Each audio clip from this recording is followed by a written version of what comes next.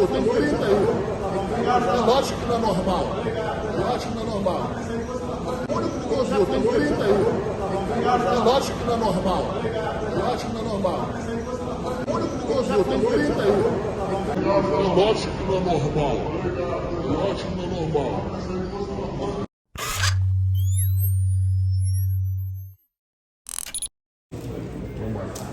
Marcos, como é que o Flamengo tenta absorver essa goleada sofrida aqui no Newton Santos e o que pode ser passado para a torcida nesse momento que está bastante irritada? O Flamengo observa algum erro em questão de planejamento por conta de ausência de jogadores? Enfim, o que você pode passar? Eu digo por conta do número de lesões também.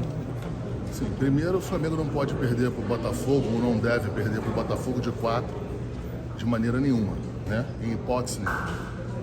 Passando isso, você tem que fazer a análise de alguns pontos. O Flamengo estava aqui sem quase 7 jogadores, né? A gente perdeu o Pedro, a gente perde o Arrascaeta aqui com 20 minutos, sei lá, 15, com 5 minutos. A gente perde o Gabigol, que sempre tá sempre ali. A gente perde, vai me ajudando. O Vinha, o De La Cruz, o Cebolinha, enfim, não tem nenhum time também, não que isso não é sobreviva, mas não tem nenhum time que você ter uma perda tão grande como essa, você possa achar que você vai passar imune. Aí eu vou usar a palavra que você usou, planejamento. Cebolinha, ruptura de ligamento, sim, você tem que fazer um outro pancada, um outro desgaste. Dito mais de várias vezes, jogadores que quando vão para suas seleções voltam de maneira descompensada. Dito tudo isso, agora é ter tranquilidade dentro do possível. O Flamengo passou para as quartas de finais da Copa do Brasil. O Flamengo tem tudo para avançar na Libertadores também e ir para quartas de finais. A gente está a 5 pontos hoje do Botafogo.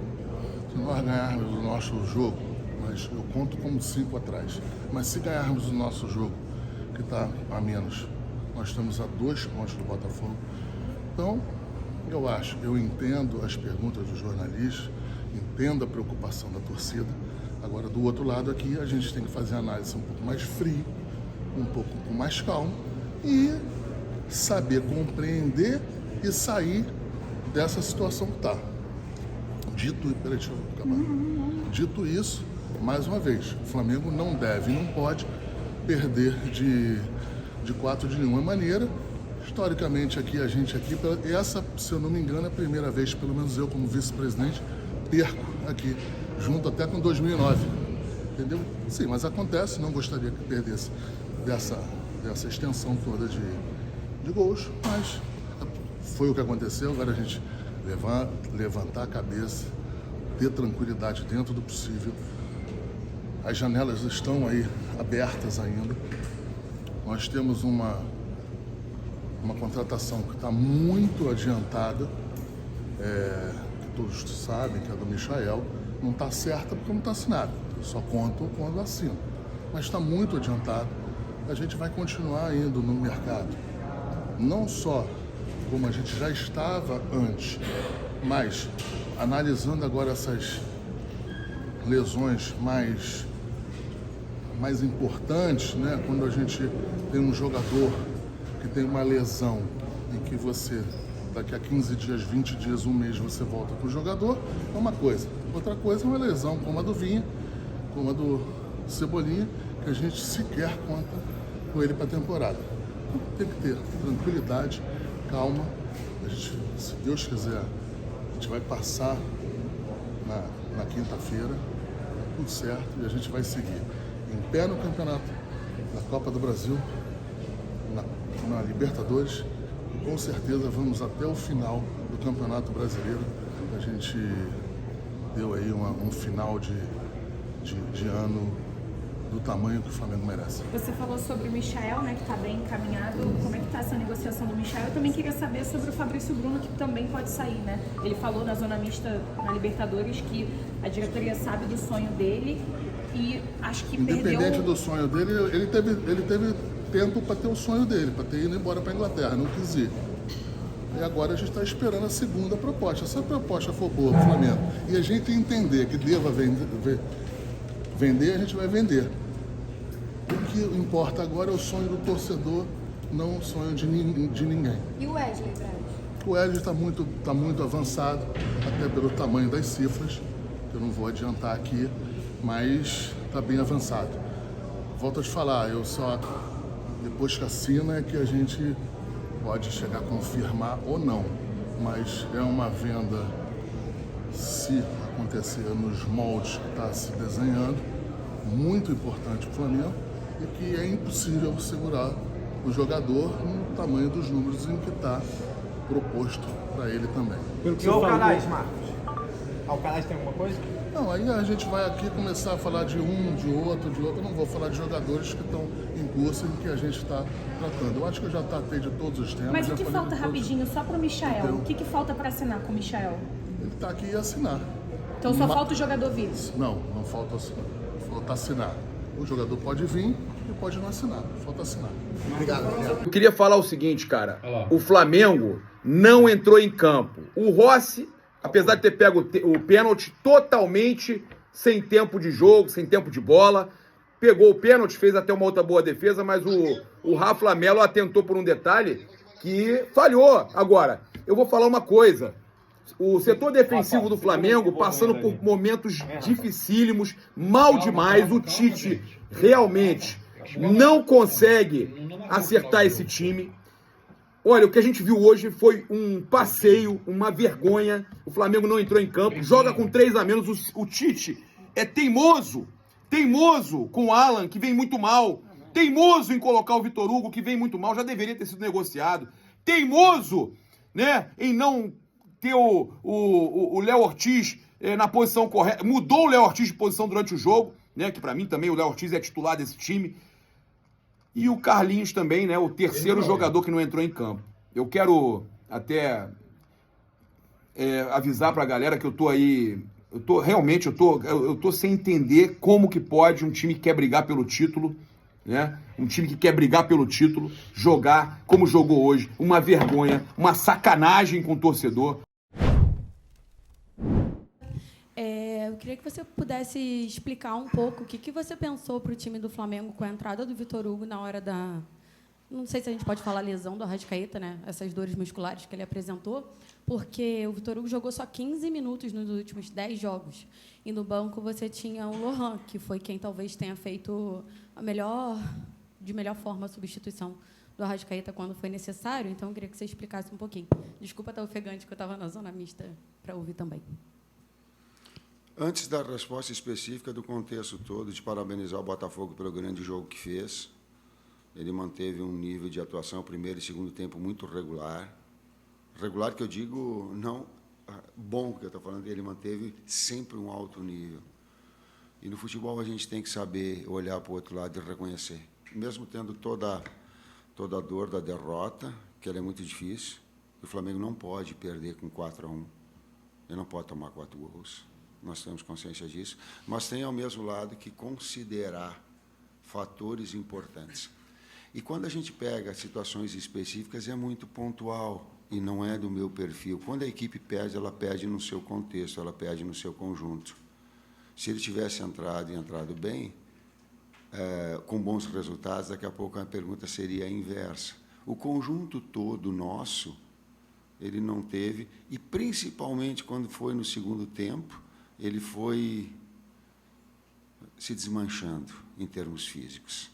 Ele foi caindo, e a gente olhava e percebia isso.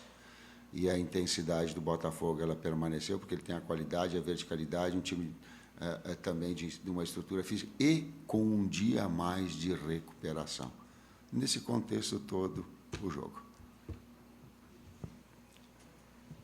Boa noite, Tite. Boa noite, Matheus. Sidão Marinho da Litoral News.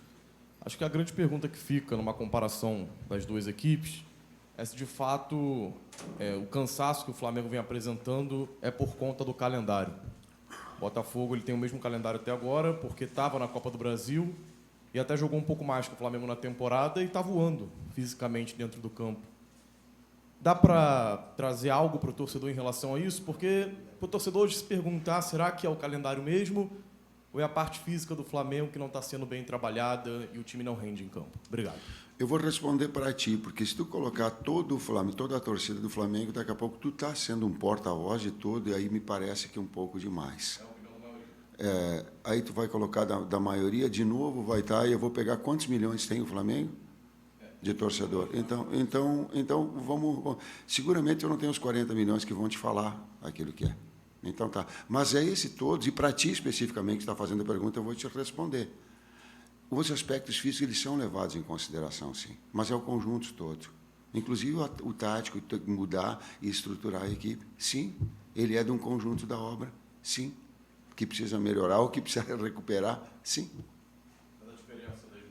É uma sequência também, não é só esse último jogo, né? Tu tá falando de ao 9º jogo, na sequência, tanto nós quanto o Botafogo. O Botafogo já não está na Copa do Brasil mais, né? Eles perderam. A gente seguiu, sim, jogou, mas ele jogou na quarta noite e nós jogamos quinta noite. A gente jogou quinta noite, acabou meia-noite e meia, a gente não teve a noite de sono. A gente aconteceu no início, saiu a Arrascaeta, não? Sim. O Luiz a gente tentou até o início do dia, a gente tentar trazer o Luiz. Então, quando a gente vem falando de cuidar da saúde dos atletas, da sequência, a gente perdeu 4 jogadores que a gente não sabe ainda no Arrascaeta nos últimos 2 jogos. Então, quando a gente fala, e eu falei isso antes da partida, então quando a gente fala da sequência do calendário, quando a gente fala que a gente tem que cuidar da saúde dos atletas, aí está mostrando por quê.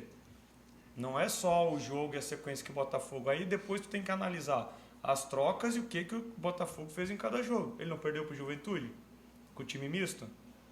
Então, é muito fácil tu chegar no pontual agora, falar o Botafogo correu mais que o Flamengo hoje, o Flamengo tem dificuldade, mas então olha o inteiro também, olha o todo, Fortaleza hoje... Só ouve agora, tu fizeste uma pergunta, seja educado e entenda o outro lado da contra-argumentação e democraticamente o torcedor veja. Sabe o que aconteceu? Mas ouça um pouquinho, seja educado. Tu fez a pergunta, eu estou te respondendo. Nós estamos. Sabe o que o Nico perguntou para mim, falou para mim? Desculpa, professor, eu não tinha. Eu digo, não tem que pedir desculpa, cara. Não tem de preocupar, se tu não tem condição, não vai. E vou repetir todas as situações que elas foram passadas antes de nós virmos desse jogo, quando nós vencemos. Quantas pessoas do calendário têm colocado? Eu entendo a tua colocação. Eu entendo o torcedor, porque ele está chateado tanto quanto eu. Mas calma, cara. Discernimento para que a gente tenha. Para que tenha compreensão. Senão ela fica assim, ó, ganhou, olha que beleza. E o futebol não é assim. E há, sim, a relação de saúde. Os atletas se entregaram pra caramba, cara. Nossa equipe, enquanto a gente pôde, a gente fez frente. Primeiro tempo a gente foi bem na partida. Depois as circunstâncias também vão causando, inclusive as trocas deles, as nossas trocas, a mudança tática que a gente tentou fazer. É um contexto inteiro. Eu só acho injusto vocês compararem um exemplo por causa de uma circunstância de um jogo com o calendário inteiro. Não é a gente que está falando, vários treinadores estão falando. E depois foi a mesma pergunta que eu fiz antes. Encontra qualquer competição nacional, qualquer calendário que alguém vai fazer 15 jogos em 42 dias. Qualquer lugar do mundo, que é sem intervalo. E aí pede desempenho dos atletas. Quarta e domingo sem lesão. Só encontra um e me mostra que funciona. Vou trazer mais um dado em cima da pergunta. Quando nós vencemos quarta-feira, eu coloquei isso, né? Então não é oportunista porque nós perdemos. Tá? Ouçam e vejam a entrevista do Carlos Ancelotti. É GE que fez. Ele disse que está programando férias para os atletas em meio de temporada, porque o calendário ele é humanamente, ou ele é impossível. Então, não é só, e não é desculpa. Nós estamos chateados, nós perdemos, não podia tomar 4, não quer, é um clássico, dói, estamos tristes, sim, não queríamos trazer para todos, tudo isso é verdade. Mas, gente, um pouquinho de bom senso, para ti diretamente, um pouquinho de bom senso, cara. Mais uma aqui. Tite, Raiza Simplício, da Gol Brasil. Eu queria que você explicasse, eu sei que você não gosta muito de falar de questões pontuais, né? Fala mais sobre a equipe no geral, mas qual foi a tua ideia no intervalo? Você coloca o Everton Araújo em campo e aí dá uma recuada no Léo Ortiz. O Léo Ortiz estava muito bem, inclusive, na minha opinião, jogando ali como volante, achou um belíssimo passe para o Bruno Henrique. Eu queria que você explicasse qual foi a ideia ali. Nós tínhamos que jogar 2 jogos num só. Esse e o de quinta-feira. Se eu deixo o Gerson, estouro o Gerson da mesma forma, foi porque nós planejamos isso. Se estoura o Gerson, já que está com a Arrascaeta, nós ficamos com outro jogador. E precisava, porque senão não ia ter o Gerson na quinta. Por isso. E quem tem que tomar a decisão é a gente, no intervalo, e não depois, quando deu 4-1 e ver o que aconteceu. Mesma coisa, se a gente tomasse a decisão e tivesse um resultado positivo, provavelmente a tônica seria diferente. Boa noite, Tite. Boa noite, Matheus. Vinícius, canal Vini Rubro Negro. A justificativa da saída do Gerson eu acho muito justa, realmente. Eu entendo esse fato. Mas eu queria que você explicasse a mudança tática que aconteceu naquele momento, porque boa parte do segundo tempo, a partir da entrada do Everton Araújo, o Léo Ortiz jogou mais recuado na zaga. Ele que estava jogando muito bem no meio-campo, acabou criando 2 chances de gol e também é um cara que defensivamente contribui muito. Eu queria que você explicasse também essa mudança tática. Ela teve nas 2, tanto no primeiro tempo quanto no segundo. E foi a mesma mudança tática que fez com que nós vencêssemos o Palmeiras de 2-1 no jogo conjugado de 200 minutos. Então, tu começa a utilizar em função da necessidade de dar saúde, não é... Como é que é? Não é poupar ninguém. Não é poupar ninguém. É de dar saúde, é ter o mínimo de saúde, mesmo correndo o risco de desempenho cair, como foi o caso, porque eu não queria tirar o Gerson, não ia tirar o Gerson. Assim como o Ayrton e o Fabrício. Porque eles vêm de quarta para cá, e aí a sobrecarga nessa sequência, tempo de recuperação, e aí tu perde para... Então, essas 4 substituições, elas foram planejadas lá em função de ter. E volto a dizer isso, hein? Nós estamos tristes, mas eu estou reconhecendo o grande jogo do Botafogo. Eu não quero deixar bem claro isso. Senão ela parece que o futebol só joga de um lado. Não, teve um conjunto todo. À esquerda aqui. Boa noite, professor Tite. Boa noite, Matheus. Queria perguntar sobre a questão do gol, né, tomado do Flamengo muito cedo hoje.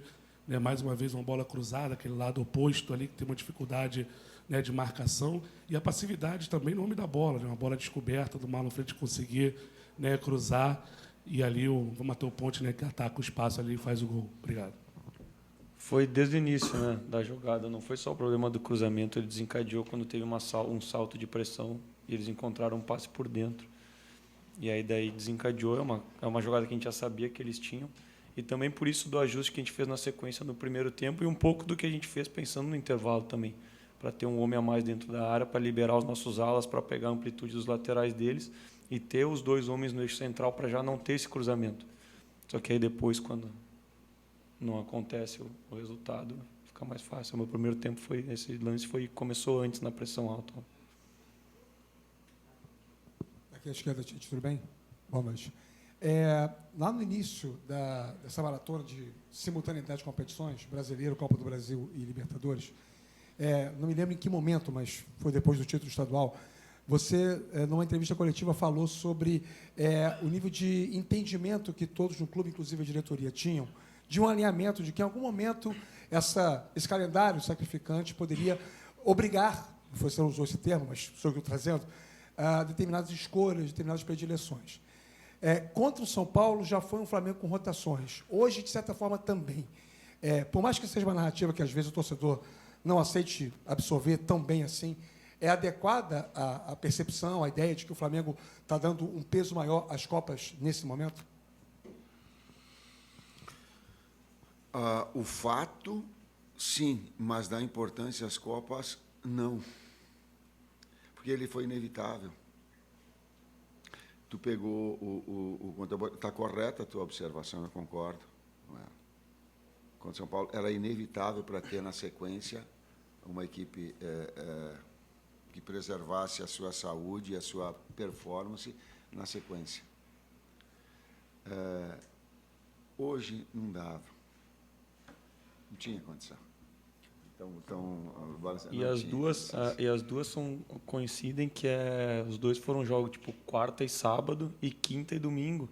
Então foi ocasional, mesmo pensando na saúde dos atletas. São 7 por lesão. E 7 jogadores fora. Então não foi nada, não vamos contar. Só que quando a gente jogou, por exemplo, domingo às 4 para jogar quarta, nós temos a noite do domingo, da segunda e da terça para o atleta performar na quarta. Agora, quando tu joga quarta, 9h30 para jogar sábado, é puxado.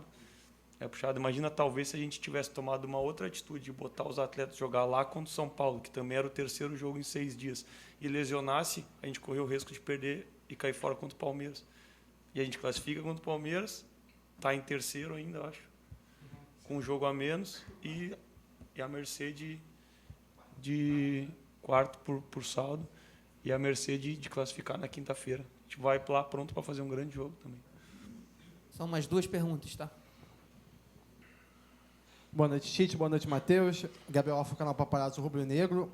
O Marcos Braz acabou de passar na zona mista ali, e aí ele confirmou que a negociação com o Michael está muito bem encaminhada, e também sobre a venda do Wesley, falou que está muito bem encaminhada por toda a situação envolvendo valores. Eu queria que vocês falassem um pouco também sobre o mercado da bola, seja saídas ou reforços. Como que vocês avaliam essa situação? Eu sei que o Espíndola está por aqui também, mas como que vocês avaliam a necessidade de reforços, essa possível chegada do Michael, né, o retorno dele para cá, e essa possível venda do Wesley, que também, como disse o Braz, está muito bem encaminhada. Obrigado. Nós temos que responder da parte técnico-tática, entendo a tua pergunta. A gente tem que responder sobre a coordenação dos movimentos, tem que responder por que perdeu de 4-1, tem que fazer essa análise que tu colocaste a respeito de jogos que aconteceram, onde daqui a pouco não teve que repetir a equipe, por que um padrão tático de um primeiro tempo não foi para outro, sabe? Tem toda uma direção trabalhando uma grandeza do Flamengo que ele trabalha em relação a isso. E nós temos que ter a capacidade toda de fazer da equipe, de estruturar a equipe para que ela se molde. Não vamos fugir da responsabilidade de trazer situações, não. Trazendo essa bom senso. Aliás, um grande legado que eu vi de Silvio Santos, uma série de outros, ele falava assim, bom senso. Uma das grandes marcas, assim, bom senso. Bom senso. Bom senso, quando se ganha, é fácil. Tem que ter bom senso em todos os momentos. A última.